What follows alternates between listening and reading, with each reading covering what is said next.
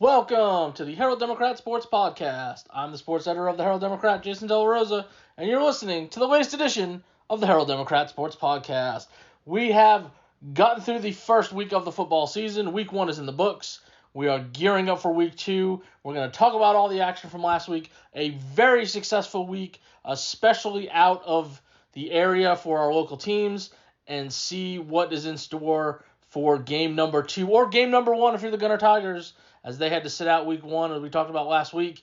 But of course, when we have week 1 under the current setup here in Grayson County, the best place to start, the only place to start really, is a recap of the Battle of the Axe, the 124th edition, on display at Munson Stadium to open the 2022 season.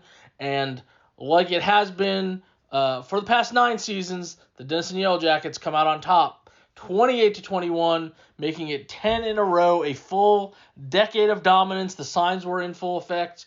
Everybody, it was on the charts. They were ready to make this happen, but it was not easy. No, this was, if it was not the toughest win during the stretch, it was definitely the second toughest, behind only the 2016 game that also came down to fourth quarter play. Sherman was in the lead in this one, basically from the start, after a scoreless first quarter, 7-3 at halftime, up 21-6, going to the fourth quarter, and in the final 9.5 minutes, Denison comes up with 3 touchdowns to pull out the game. They get a stop on the final drive after taking the lead with 1:46 remaining, and they win this game 28-21 to keep the streak alive. Obviously, there's going to be emotions and high feelings when you have this type of rivalry, and a game like this really showed that off. Obviously, you have a Sherman side that is heartbroken, frustrated, in disbelief at what happened. They had this game. I'm sure they felt they had this game. Going to the fourth quarter, Denison had really done nothing offensively. They had a couple of trips inside the 10-yard line, but the Sherman defense came up with 2 stops, forced 2 field goals, so that instead of trailing 14-7, they were still up 7-6.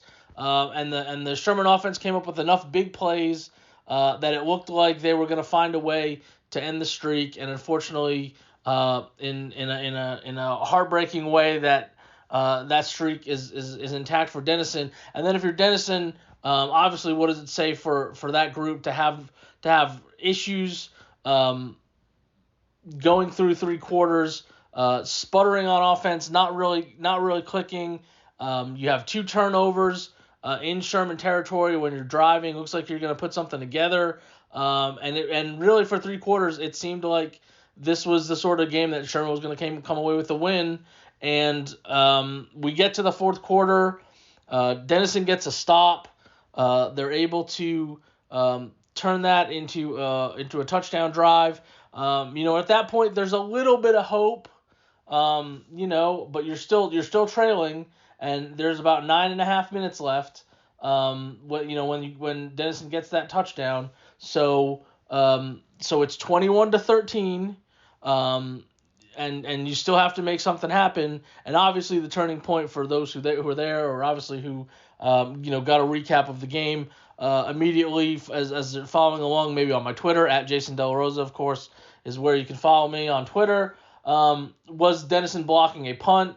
Caden Saunders busts through the left side, leaps, gets a hand on it. It goes straight up in the air.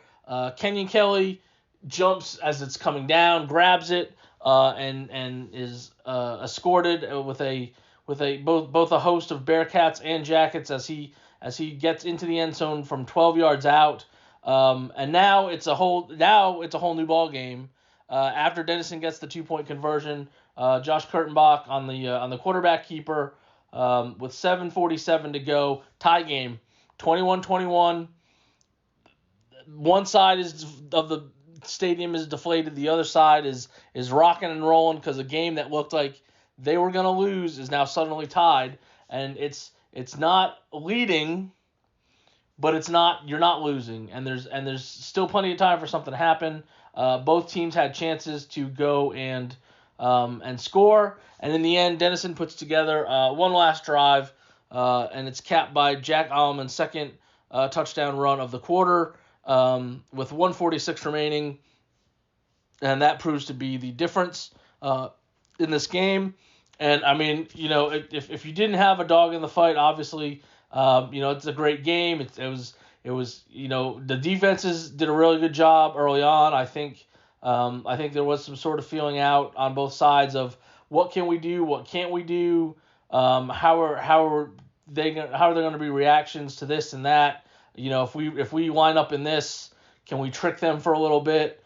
And I think that led to the low scoring first half, which like we said could have been 7-7 at halftime. It's 7-3 Sherman. And like I said, it did take a while for Denison to get going. But once they did, they were able to put together the drives that they needed to. And it was just a great game. Regardless of what side you were on, if you're that non-biased observer, to have a game like that with the twists and the turns over the last quarter and a half. It looked like Sherman was taking control there in the third quarter. They get a big third down pass from Phoenix Grant to Vontrell Saunders for a 68-yard touchdown, and then they get a turnover, sets up a touchdown run by Caleb Thompson, and you're thinking, hey, this is 21-6 going to the fourth quarter. Sherman has Denison right where they want them, and they couldn't get that one last drive to really sort of put the stake in the heart where it was, okay, now we're up 28-6 or even 24-6 to make things a little more difficult, and maybe force Denison to have to go for, as part of the 3 touchdowns, go for more than one 2-point conversion instead of just the one that they got. So so that's how that game turned out. Obviously, it's a great game, and now again you have the scenario that we've had the last 9 years. You have a Denison team coming off this win. What are they going to look like in their next game? And of course, Sherman, how are they going to bounce back as they get ready for their second game of the season? Going to be an interesting matchup for sure in the future as well, because I think a lot of people, the last 3, if maybe not the last 4 years, but definitely the last 3, when you had that group of Denison players that came through, people kind of expected this. We said this before this game that this was as big a toss up as you were going to get. Like I said, since probably 2016 when you had 2 really good Sherman Denison teams battling down to the final play.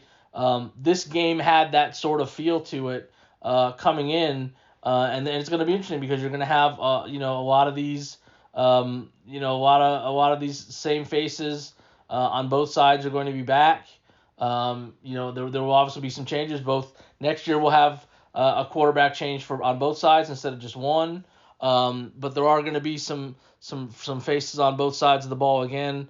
And for a lot of them, we're talking 3-year starters.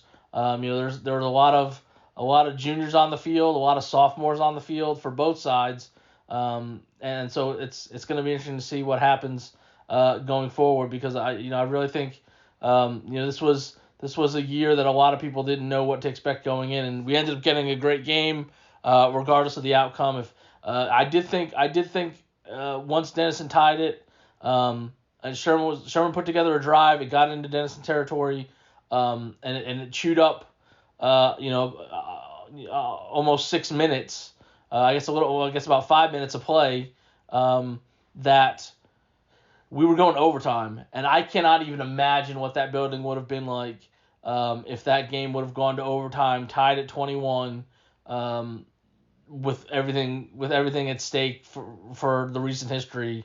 To have Denison rally, to force the overtime, and then to potentially go back and forth in that overtime, knowing how big every play was going to be, would have just been amazing. And I thought we were headed that way, but Denison was able to come away with that win late to keep the streak going.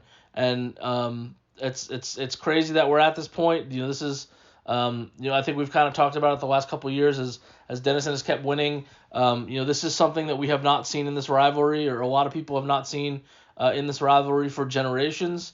You have to go back to the 70s when Sherman had its biggest dominating run, or one of their two, I guess, because they have had two dominating runs. But the last one was in the 70s. When they went through that whole decade, there was a tie in there. But that's the last time that you can look at a team, having the upper hand as good as Denison has it right now, and not just in the last 10 years, but to go back to if you look at the last 20 years, Denison has won 16 of the last 20 games. So a rivalry that was very lopsided about this time, at the turn of the century, has turned in Denison's favor in a major way. And not that Sherman still doesn't have a healthy lead, because they do in the overall series, but it's a lot closer than a lot of people would have thought. And if you would have said 20 years ago, hey, Denison's going to do what they've done, there's a lot of people, even on the Denison side, that wouldn't believe it, because there had never been this stretch of dominance by Denison in the rivalry. So it's going to be interesting to see. They got to 10, and then, obviously they've got all the confidence in the world that they can get it to 11, and then who knows beyond that. But the fact that they got it to 10, obviously was a big deal. We talk about round numbers. You win 5, you get to 5 in a row, you get to 10 in a row. Obviously the next one would be 15 if that were to somehow happen. But the fact that they got it to 10, that nice round number, is just a testament to what they've been able to do. And like I said, for the most part, only 2 of the 8 games have been relatively close. So you can look at it as that decade of dominance, which they're proudly throwing around in Denison over the weekend, and as they get ready for their next game. And their next game, we'll start with them because they are on a Thursday this week. I have a second straight week of covering a Thursday game after checking out Whitewright last week. Denison is taking on Frisco Reedy at 7 p.m. on Thursday down at the Star. So they get to play on the Cowboys practice facility, and this is a Thursday night 7 o'clock game. And this is 1-0 Denison, obviously, after beating Sherman, and Frisco Reedy is coming off a 69-27 win against Azle. For those who are Denison fans, Frisco Reedy is a little familiar because you were in a district with them for 2018 and 2019 before Frisco Reedy went up to 5A Division I, and they are actually in a district with Sherman. So later in the season, we will be talking about how Sherman and Frisco Reedy play each other. And so this is 2 good teams. Coming off the win, obviously, Frisco Reedy's feeling really good about what they did by beating Azle, putting up a huge number there. The last game, and I know there's no point in using it as a basis, but the last meeting in 2019 was a close game, came down to the very end. Denison had a chance to win. Unfortunately, they came up short 35-32. But this is and obviously it's totally different kids. One thing to note in the Reedy's win over Azle, 41 of those points came in the second half. And that's always interesting when you see, right out of the gate with teams. Are they really good starters? Do they find their second wind? Are they just better conditioned earlier in the season that they're able to do some stuff in the second half against some opponents that may be tired or just kind of dragging a little bit because it's the first full game and everybody's not at the same level of fitness. And obviously like I said, Frisco Reedy's a pretty good program. They've been pretty good. I don't know a whole lot about Azle's recent history to say that maybe that was an expected outcome. I'm sure a lot of people picked Frisco Reedy to open up with a win. But this is obviously a good test for Denison. They have 3 non-district games this year as opposed to just the 2. They're going to play Kennedale next week, and I think it's a I don't say it's a very challenging schedule, but it's a pretty challenging schedule. Obviously, the Battle of the Axe, no matter what the records are, no matter what kind of team each has, the hype and everything surrounding that to open with that game obviously makes that a whole different ball of wax. So you're gonna have to deal with emotions and all that stuff, and no matter if you win or you lose. I think that's a tough game on anybody's schedule to start off with, your major rival right off the bat. And then, Frisco Reedy is obviously a very good team. Kennedale's obviously a very good team. And it's just an interesting setup before district for a Denison team that, there are obviously a lot of questions about them because they lost 9 starters on defense. They lost almost as many on offense. And we didn't really know what they were going to look like. And for a couple quarters, I think the defense did, relatively well. You hold an opponent to 21 points these days. That's pretty good. If you force a turnover, you put some pressure on a quarterback. Force them to run around. They did get burned on a couple of deep passes. I'm sure that's something that's been a focus of in practice this week because Sherman was able to hit some big passes that were some huge chunk plays, especially on third down. A couple of them were on third down, and so I think that might be part of the focus there. But that's the learning curve when you have a lot of these kids out there that are sophomores or first year starters that are upperclassmen that were backups last year, were on JV last year. They're taking some time to figure it out. And the same thing sort of can probably be said for Sherman in a couple spots. As they get ready to host Princeton, they will be playing on Friday, but they will have a 7 o'clock start. So their schedule, actually, Sherman, the whole season is 7 o'clock games. And so they're hosting Princeton at Bearcat Stadium on Friday. Obviously, they're 0-1 after losing to Denison. Princeton is 1-0 after they beat Frisco Lebanon Trail 14-7. And that's interesting because, of course, that is another opponent that Sherman's going to have here in a couple weeks in district play. So if you want to make an immediate comparison to see how Sherman does against Princeton compared to how Frisco Lebanon Trail did against Princeton, like I said, they lost 14-7, which is good or bad. Obviously, it says their offense wasn't very good, but obviously their defense was pretty good that they only gave up 14 points and were in the game. They just weren't able to produce enough offense. Lebanon Trail is a team that I've seen in the last couple years. Obviously, being in Denison's district, Denison has beaten them a couple times. And same thing with Princeton. Princeton is back in their district, in Denison's district again.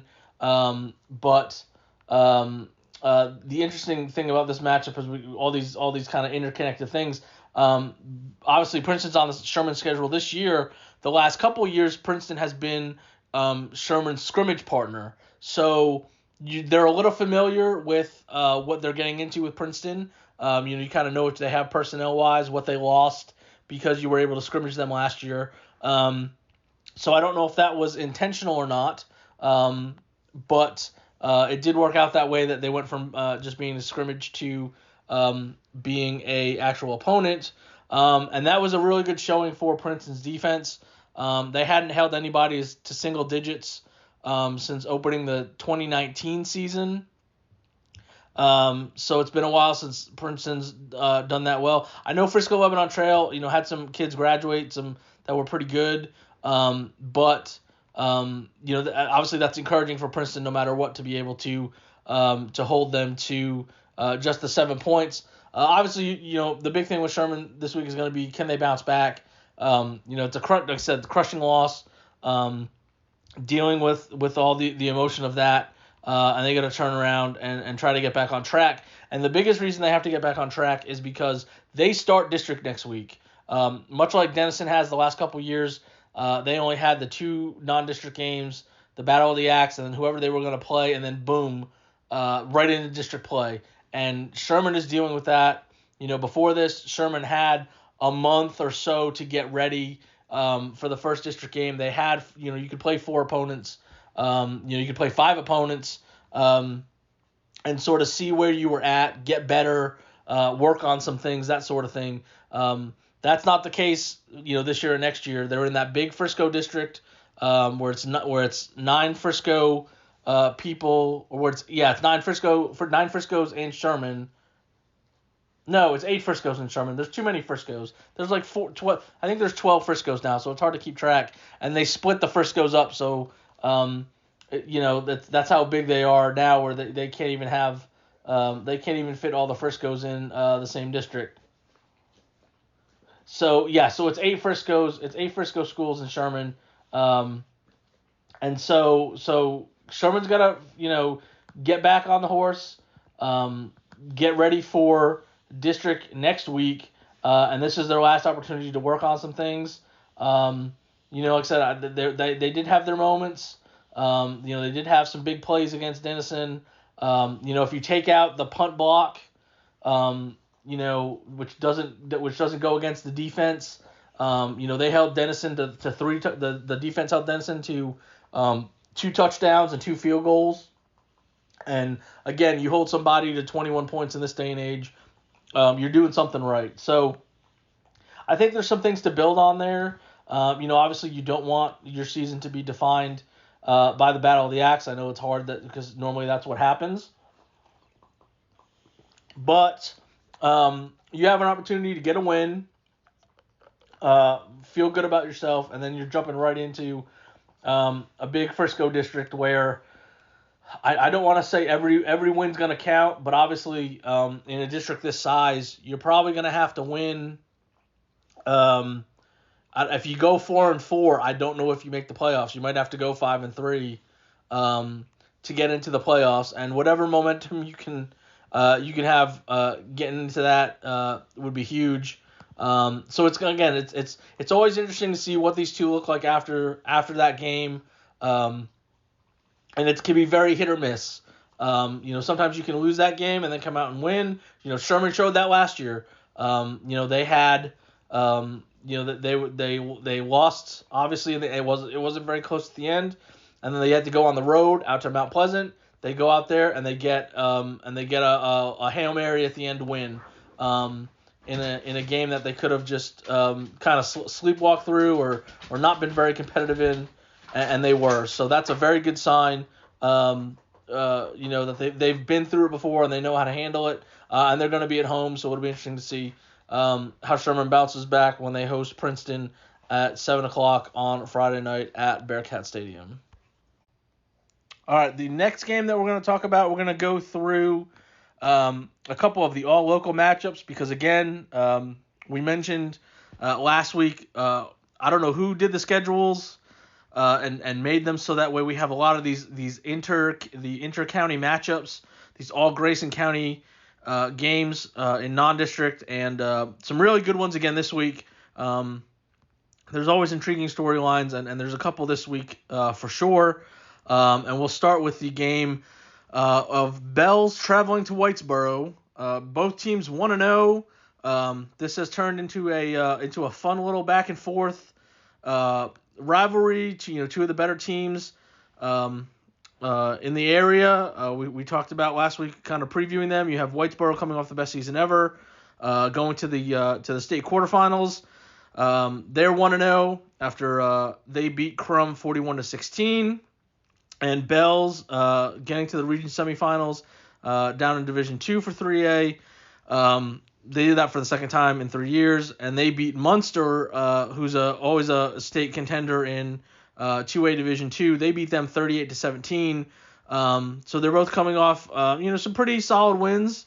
Obviously Crum's playing in the 4A at the 4A level, so Whitesboro went against somebody a little bigger. And we talked about last year.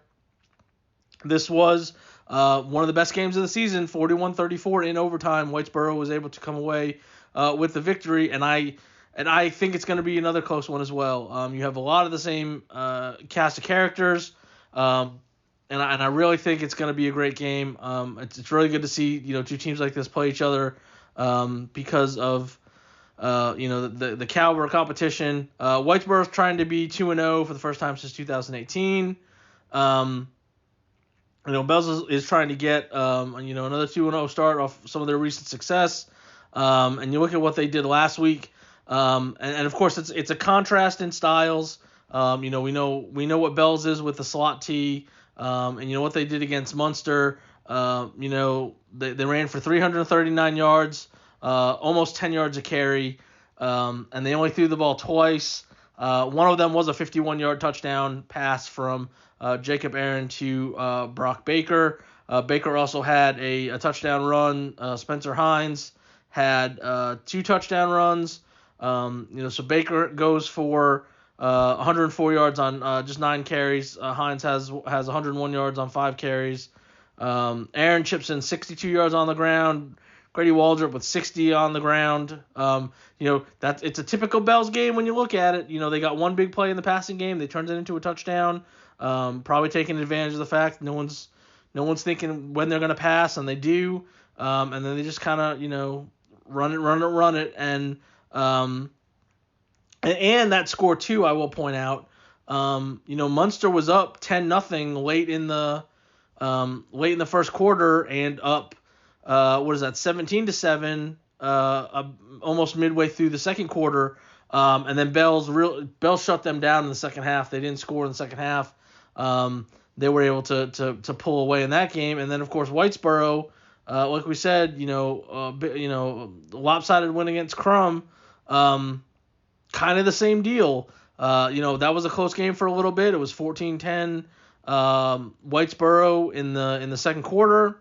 And at halftime it's 14-10, and then Whitesboro comes out in the third quarter, gets 3 big plays and touchdowns, and they're able to put that game away, essentially going to the fourth quarter. But they did it a lot through the air. Mac Harper, 15 of 23 passing, with 4 touchdowns.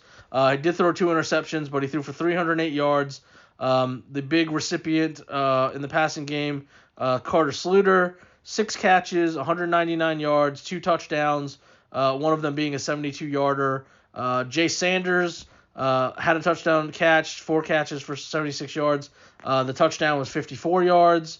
And then a little bit in the running game, not a lot outside of 2 runs, but they were huge 2 runs.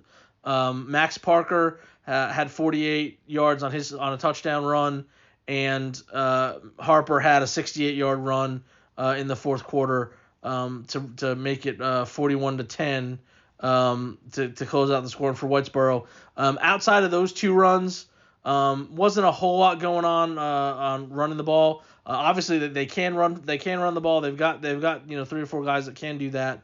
But in this game, it's going to be interesting. Is this going to be a passing game versus a running game? The big thing with Whitesboro we talked about before the season was they had a lot of guys to replace that receiver. Were they going to be able to do that? Through one game, it looks like they did. Now I don't know how. I think Bells is a better opponent than Crum, obviously. But it will be interesting to see after the first game where they did have success if they continue that and find a way to get the job done. But I think obviously this is the game I think everybody's going to be watching to see what's going to happen, and maybe it's a good barometer of what's to come down the road for these teams. But obviously we think both of them are going to be making the playoffs. The only question is, does the final score in this game mean a little bit more, based on the margin? But last year in overtime, it was 2 evenly matched teams that made deep playoff runs, and I wouldn't be surprised if that's another thing that we see at Bearcat Stadium, at Whitesboro's Bearcat Stadium on Friday night. The other of the 3 all local matchups, I think this is the second biggest or second most intriguing game on the schedule. Tom Bean at Howe. 1-0 Tom Bean against 1-0 Howe. 2 teams that had long losing streaks, ended them last week. There was obviously a chance that this game could be the winner was going to get a win, and now the winner of this game is going to be 2-0. So what a difference a week and a half makes. Tom Bean is coming off a 36-28 win against Cumbie, while Howe won 20-15 against Honeygrove. Tom Bean had to come back in their win.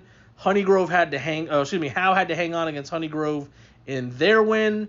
And so I think this game is fascinating. You have, two teams with two new head coaches.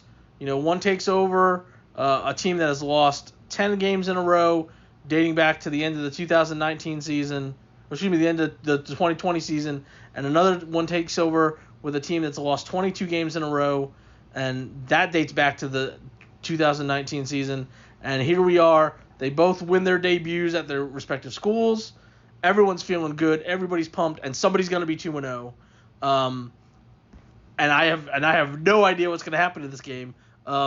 Just because now this is what sports is all about. This is what makes it great. How are these teams going to react coming off the wins that they had? There are kids on these rosters that had never won a game because they had never won a game. And now how do you go to school this week and handle everyone's excited and everyone's talking about, oh my God, you won, this is amazing. How do you keep it going when both sides are dealing with the same thing? So that's just I find this game fascinating. And then of course the question is, whoever wins this game and gets to 2-0, how much more can your confidence soar as you're getting ready for district play? You're sitting at 2-0. Now it's how many more wins can we get before district, and not just that, how well are we going to be feeling once we get to district play about our chances to make the playoffs? And so I think this is an awesome matchup to see right off the bat early in the season. Someone's going to have double their wins and they'll still have 8 games to play compared to last year. So that's awesome. And how they got there, we mentioned. So Tom Bean beat Cumbie 36-28. They're down 28-20 going into the fourth quarter. They get 2 touchdowns, plus they get 2 2-point conversions. They're able to hang on in this one. Gavin Hamilton had 15 carries for 78 yards, 4 of the touchdowns. Branson Ashlock had the other touchdown rushing. And so that was the offense. And the defense was led by DJ Pearson. He had 5 interceptions. That's right, he had 5 interceptions. That is tied for the 4th most in Texas history. If you go to TexasFootball.com, they have all the records, whether it's season, career, single game. And you look at that list on defense. One guy has 7 interceptions. 2 guys have 6. So he would be the next with 5, and I'm sure there's a couple other people throughout history that have had at least 5. But only 3 guys have had more. And none of them are recent. Some of those years go back decades. So big performance by him. He also chipped in 7 catches for 87 yards on defense, and so they were able to hang on. At the end there, they came up with another interception. It wasn't Pearson that had it, but Tommy was able to hang on there. And then you have Howe going on the road to Honeygrove. Low-scoring affair, grinded out affair. It's 10-7 at halftime. Nobody scores in the third quarter, but Howe does just enough to get up 20-7. Honeygrove gets a late touchdown with a minute left after Howe had just kicked a field goal, but they recover the onside kick. They're able to hang on 20-15. Austin Haley threw a touchdown pass to Cooper Jones. Also had a touchdown run. Antoine Rattler had 22 carries for 101 yards in the game, and Jonathan Garcia kicked a pair of field goals to be able to get that win for the Bulldogs. And, I thought it was interesting, too, that Hal went on the road to get this done, at a place, also with a new coach. Honeygrove's feeling real good about their future and what they got going over there. And they were able to, more or less shut them down, hold them to, under, I guess, about 250 yards of offense. You get a couple turnovers. I know one of those was on special teams, recovering a kickoff, on a kickoff. To be able to go there, kind of, essentially hold them to a touchdown for the whole game. They got that, they're trying to rally, and they scored in the final minute, but basically they held them to one touchdown for almost the whole game. That's a good sign, obviously, about their defense. And like I said, they did just enough to get the job done offensively. And like I said, it's going to be really fascinating to follow along with what that game is going to be like on Friday night at Bulldog Stadium. 2-1-0 teams, someone's going to get to 2-0, and then who knows what that can do for that team going forward. So that I think, to me, after Bell's Whitesboro, I think that's really the most intriguing one for the area for sure. And then the third all-local matchup this week is Tioga at S&S. This is also a 7 o'clock start on Friday night over at Ram Stadium, and you have two teams searching for their win. Someone's going to first win. Someone's going to get it. Tioga's 0-1 after they lost 50-28 against Collinsville, and S&S lost 45-21 against Bonham. So somebody's going to come away from this with a win. And this is an interesting matchup for a couple of reasons. Obviously, a lot of big things were thought of in Tioga. All the guys that they had coming back. Unfortunately, they had an injury with the quarterback spot, which is, of course, one of the spots that you never really want to have an injury because they had to shuffle some guys around. So obviously you're taking a guy, in this case, in Austin Norwood, and you're taking him from his normal receiver spot and having to put him at quarterback. So now that you have new people all over starting the domino effect of what happens to your depth when you have to move guys around. But Hayden Hilliard was unable to play, and so it didn't look like it was going to hurt for a while. It was a 28-21 Tioga lead at halftime. Johnny Dorpinghouse led the way for the Bulldogs. He had 35 carries for 106 yards and 3 touchdowns. Chase Evans added a touchdown in the second quarter. He ended up finishing with 50 yards on 9 carries. And Tioga went into the second half with a lead, and they just couldn't keep it going. Obviously, a little bit one-dimensional, and we'll talk about Collinsville here in a bit about what they were able to do. But obviously, after a relatively good start, scoring 2 touchdowns in each of the first 2 quarters, Tioga just wasn't able to keep it going. And then S&S had some bright spots in the loss to Bonham. They did have a touchdown on special teams. Brett Stewart had an 85-yard kickoff return for a score. They also gave up a punt return for a score. So if you're looking at special teams potentially being a factor in this game, that might be one to look at, where S&S scored on special teams but also gave up a special teams score. The big thing for them was they weren't able to stop the run. Jaron Ross for Bonham had a big game. He ran for 4 touchdowns. He also had the punt return touchdown as Bonham ran for over 400 yards. They had 2 guys, both Ross and their quarterback Heath Brown, both ran for over 140 yards apiece. So that's going to be interesting to see there. Both teams obviously did not play well defensively when you're giving up 50 and 45. So, like I said, someone's going to win. Could be a nice bounce back, regardless of who wins it. But again, I think that's why it's another fascinating matchup to where, Tioga had all that success, and we talked about it last year.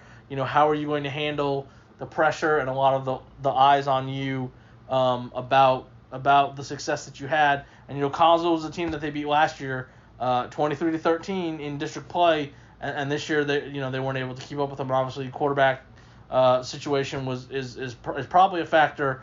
But to give up 50 points is obviously not a good sign. So I'm sure defense has been the focal point for both of these teams as they get ready to play Tioga at SNS, and again that's a 7 p.m. start on Friday. So make sure you get there in time for that one. All right, the next game on the list, we go out of Grayson County for these matchups. Our all local matchups are done, and the first one that we'll talk about on this ledger is Van Alstyne making a trip down to Frisco to face Lebanon Trail. Van Alstyne is 0-1 after they lost 39-36 against Pottsboro, and Lebanon Trail, we mentioned, obviously lost 14-7 against Princeton. So we'll touch again briefly on them. Lebanon Trail obviously didn't score a lot. Princeton held them down. Obviously, that's going to be interesting to see. For maybe that's a welcome sight for the Van Alstyne defense after losing the game that they did against Pottsboro, to kind of see if they can kind of recalibrate after having that game go the way that it did. And to be fair, it was one of those where Van Alstyne needed 2 touchdowns in the fourth quarter to get as close as they did. That was a game that was, I guess, what would that be? 39 to 20 early in the fourth quarter, and then give Van Alstyne credit, they fought back. They got a pair of touchdowns late to make that happen. I guess it'd be 39-22 because they missed a 2-point conversion there. So their comeback fell just short. Again, they had to go for an onside kick with about 2 minutes left. They weren't able to get that, and Pottsboro ran out the clock. So that's going to be an interesting matchup. That's also, Van Alstyne taking on a program that's a little bit bigger than them. So that's interesting to see how they bounce back.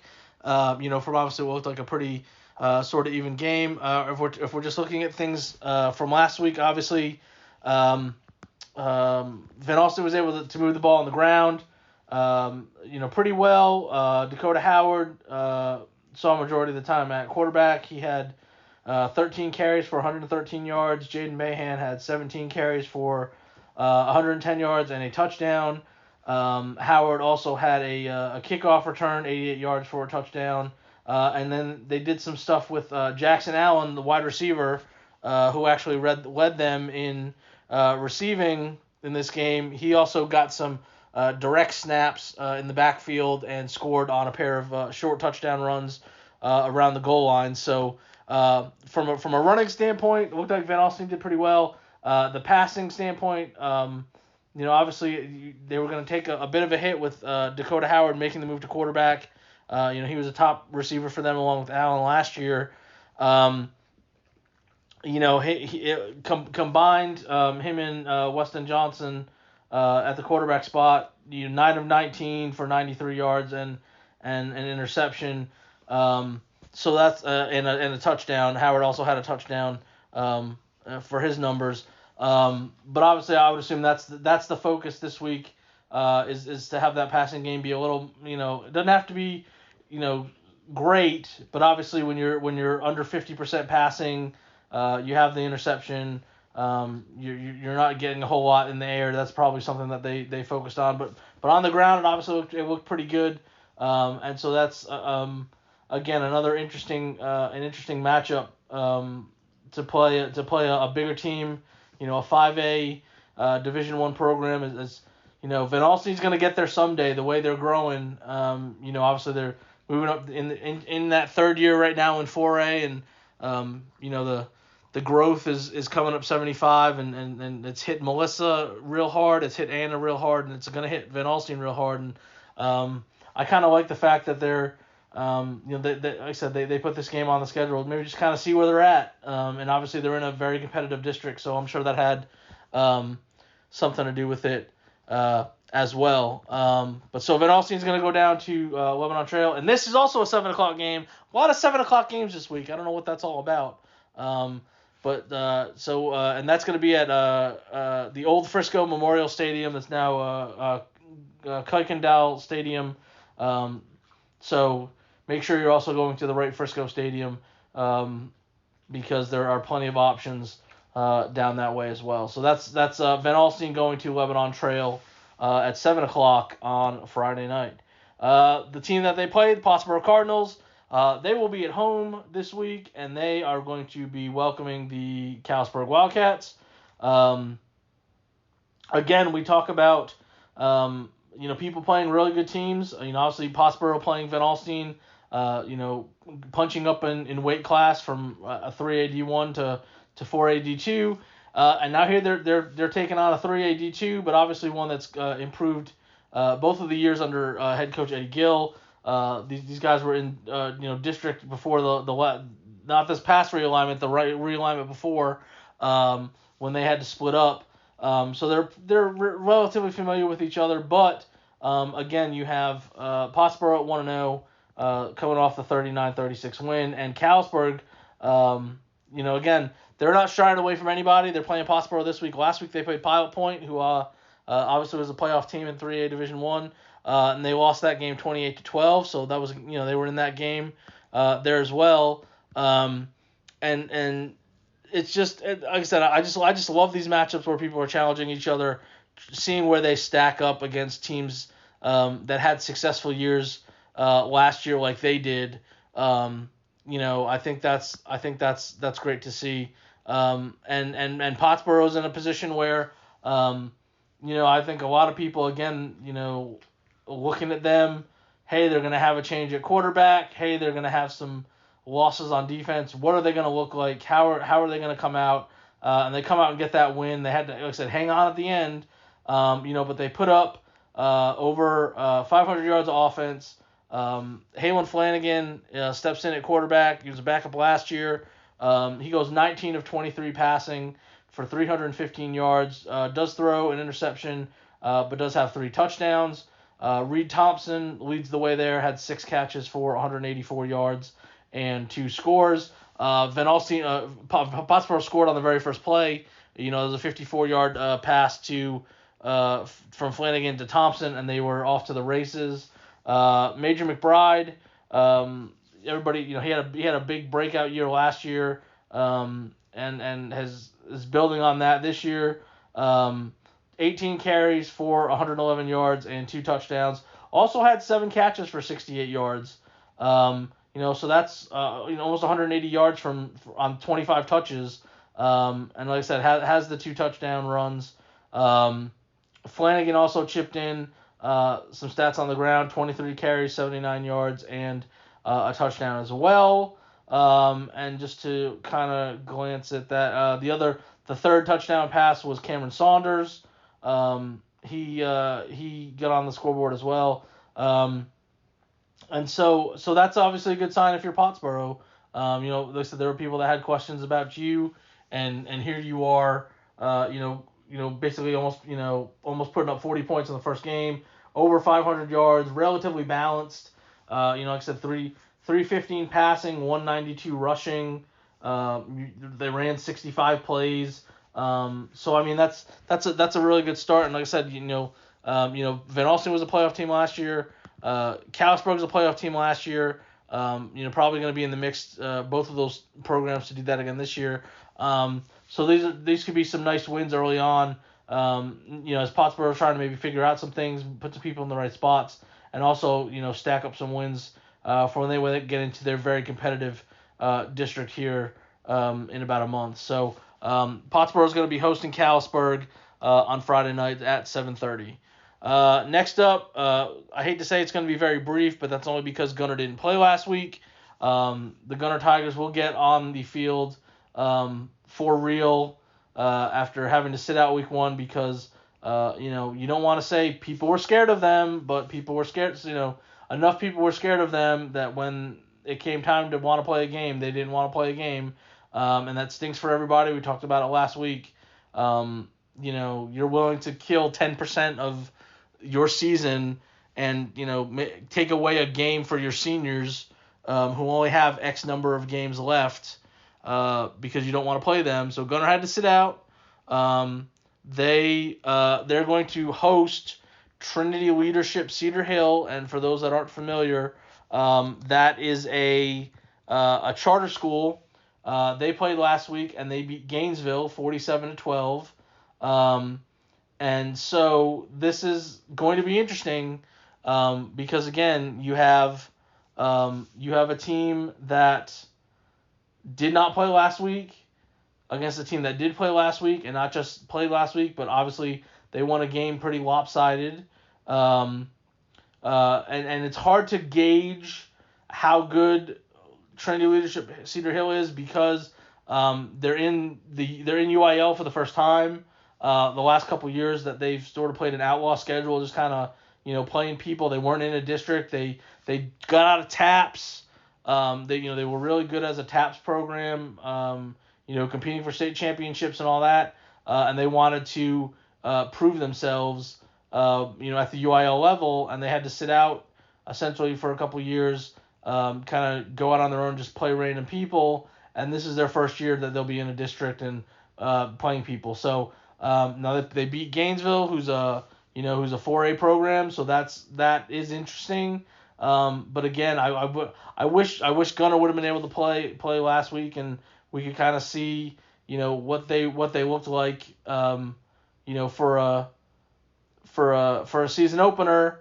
And like I said, it's always dangerous to kind of project when you have an opponent who has already played and not just already played and won. But you hate to say with Gunner, the way their schedule is set up this year, the people that they're playing over the next month, the record is probably not going to matter. It's more going to be, can people stay healthy when they get to district? And obviously, the goal is to be playing deep into December, and wins and losses, especially to some of these bigger programs that they're going to be playing in the next couple weeks, are not going to derail those dreams. But it is going to be interesting. I am interested to see how this game is going along, just because we didn't get to see what this Gunner team was going to look like. They do have some holes to fill. When you lose a quarterback that is at Texas Tech, he's playing on the other side of the ball, but if he's good enough to be a Big 12 athlete, that's hard to replace. You had guys that were two-way starters at key positions, and they do bring a lot back, but it would have been fun to see what that would have looked like last week. But we'll get a chance to look at Gunner as they host Trinity Leadership Cedar Hill on Friday night, as they are the last team to officially kick off their season. A couple more games here down at the 2A level. Collinsville is going to Blue Ridge. Collinsville is coming off the, like we said, the 50-28 victory against Tioga, and Blue Ridge is coming off a 45-26 loss against Boyd. This was a game last year that Blue Ridge won. It was close. It was 29-21. Collinsville had dominated the series. They had won 8 in a row against Blue Ridge before the Tigers were able to get the win last year. Obviously, interesting to see what Collinsville does for an encore. We mentioned they played Tioga. Last year's game was a very low-scoring game. This year, it was 28-21 at halftime, and Collinsville really turned things on in the second half. They were able to force some turnovers, and they turned the turnovers into touchdowns. And you do that, more than once, more than twice, and you can build up a pretty good lead. Logan Jenkins actually did a lot of his damage on the ground as opposed to the air. He ran for 197 yards and a touchdown on 13 carries. Was only 7 of 19 passing for 123 yards, but of those 7 completions, 4 of them were for touchdowns. He had a touchdown pass to Carter Scott, Parker Wells, Nathan Bocanegra, and Reed Patterson. So 4 different guys out of the 7 completions had touchdowns. Colin Barnes returned a fumble for a score there in the third quarter as Collinsville was pulling away. Garrett Trevino added a touchdown run as well. And so I think that's obviously a good start for Collinsville. Obviously, it's a rivalry game. It was a revenge game from last year. That was obviously big for Tioga to get into the playoffs and part of keeping Collinsville out. So to see them come out and do that to Tioga was very interesting. It is perhaps noteworthy that that's the fourth time in the last 9 games, because a lot of the, we talked about before the season last week, Collinsville last year only had one senior on the roster, so a lot of these skill kids are all back. The senior they had was a lineman. They did have some kids transfer out, but they were also linemen, coincidentally enough. So a lot of the skill guys are back, and this is the fourth time in 9 games that the Pirates have scored at least 50 points. And so it's going to be interesting to see, obviously, how Blue Ridge bounces back, after losing to Boyd, giving up 45 points. Is that just a Boyd thing, or is that a Blue Ridge defense thing? And you have, obviously, an offense that feels pretty good about themselves after scoring 50 points last week. So that'll be interesting to watch as well. And then the last game on the schedule this week, we have Whitewright traveling to Celeste. Both teams are 1-0. Whitewright beat Clarksville 41-0, and Celeste had to beat Trenton in overtime, 28-20, to get their season opening win. And of course, that's going to be interesting because with Whitewright dropping down to Class 2A, they are in a district with Trenton. So if you want to play the early comparison game, we'll see what this result looks like and compare it. But obviously, Celeste needed overtime to beat Trenton. So what can Whitewright do against them? Whitewright, obviously, a team. That's the other game that I did last week because they played on Thursday, as opposed to this week. I'll see Denison and then Sherman again. But I was able to see Whitewright last week because they played on Thursday night. Very dominating performance, especially on defense. Clarksville just really could not move the ball. They had 6 first downs. They ran 20 times and gained 18 yards. They finished with 79 yards total. And a lot of it wasn't, there's only 1 turnover. So you can't even say, oh, hey, well, they gave up 7, they had 7 turnovers or something crazy. It was just they flat could not move the ball against Whitewright defense, which maybe is not a surprise because this was the second year in a row that Whitewright beat Clarksville and shut them out. And of note in that, Whitewright in the last 12 games has shut out its opponent. They went 8 years without one before the first one a year ago. So the defense played very well, and the offense played very well considering they had to make a quarterback change because of injury. Alex Reeves was going to be their starter at quarterback. He got hurt in the first scrimmage. They thought maybe he would be back in time, because he had a couple weeks to get healthy. Unfortunately, that didn't happen. So they turned to Tyler Ball. He didn't do a whole heck of a lot in the passing game. 7 of 11 for 140 yards and an interception. But he did have 3 touchdowns. 2 of them were to Maverick Sartain, and then one was to Zane Prieto. That one was a 65-yarder, where Prieto did a lot of the work. It was a pass to the sideline, relatively close to the line of scrimmage. It was wide open, and he did most of the motoring down the field. But he made really good decisions for the most part. The interception obviously was a bad one, but outside of that, he made they ran a lot of option stuff, and he made the right reads, the decisions on that. Kenneth York finished with 12 carries for 104 yards and a touchdown. Ball added 9 carries for 55 yards. Brett Waller had a touchdown run. Jackson Evans had a touchdown run. So, pretty, like I said, really good start. If you're Whitewright, obviously you win 41-0. Now the question is, can you keep that going? Obviously, I think Celeste is a step up in an opponent. They made the playoffs last year. I did that game when they beat Tioga in the first round. They have athletes. Clarksville has athletes. I think Celeste is, like I said, as a program is obviously probably a step up. Going to be interesting to see. This was a game that was close last year. Celeste had to win this game in overtime last year, 41-35, in a little bit of a shootout. So going to be interesting to see what the situation is with Celeste as Whitewright travels out there. Just like I said, to compare scores for that district. Going to be interesting to see, and if Whitewright can get off to a 2-0 start as well. that's going to be interesting to see as well. So that's where we are for getting ready for week 2. We had a really successful week 1. SNS was the only team to lose to a non-Grayson County team. Obviously, Sherman lost to Denison, and Van Alstyne lost to Pottsboro, and Tioga lost to Collinsville. But all of our schools that went outside the area, they all won except for SNS.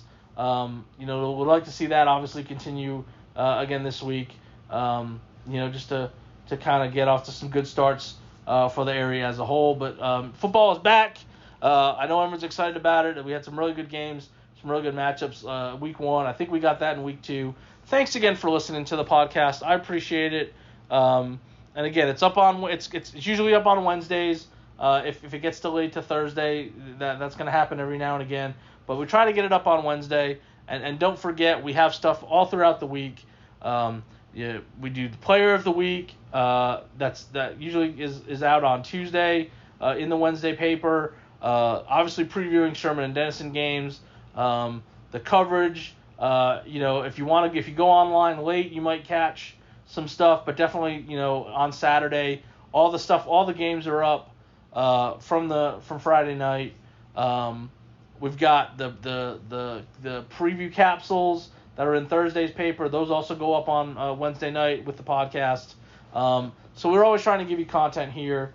And so I appreciate you listening. Enjoy. Don't forget, double check, because we have a lot of 7 o'clock games. Make sure you're there on time. And we will talk to you next week.